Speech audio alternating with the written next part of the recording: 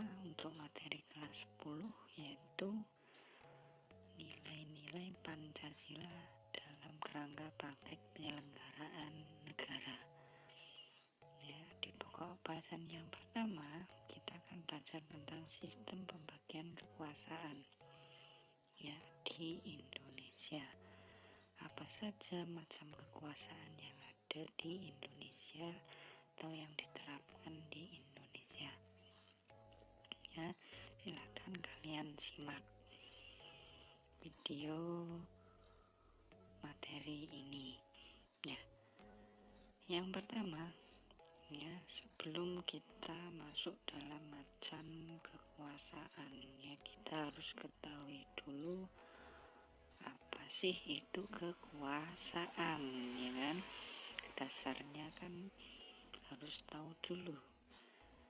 Ya, kekuasaan itu ya dapat kita artikan sebagai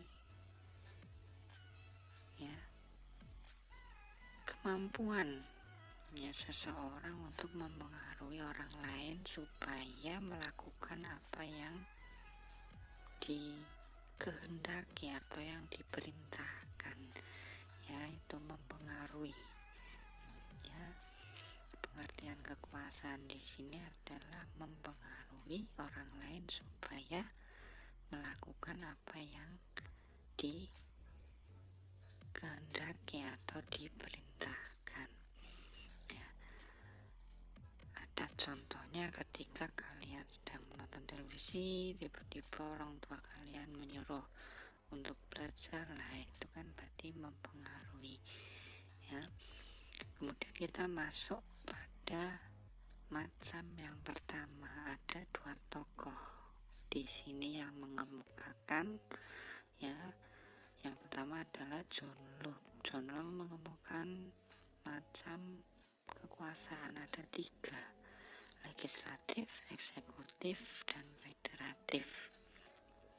Legislatif menurut John Locke yaitu adalah kekuasaan untuk membuat undang-undang.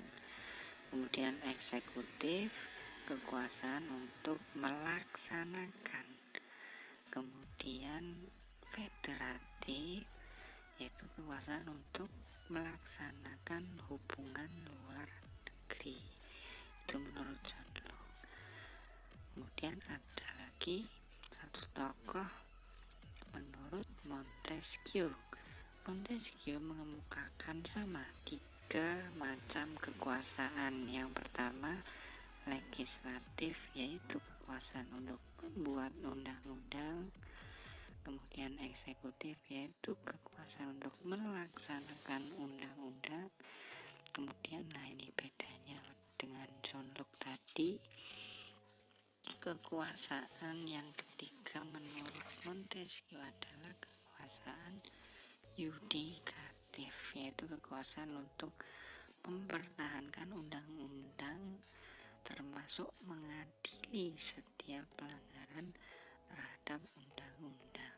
Nah, ini pendapat yang dikemukakan oleh Montesquieu ini merupakan penyempurnaan dari pendapat tokoh yang pertama tadi, John Locke. Ya, kekuasaan federatif oleh Montesquieu dimasukkan ke dalam kekuasaan eksekutif, ya, jadi sudah ada di eksekutif. Kemudian fungsi mengadili dijadikan kekuasaan yang berdiri sendiri. Ya, ketiga kekuasaan tersebut dilaksanakan oleh lembaga-lembaga yang berbeda yang sifatnya terpisah. Itu menurut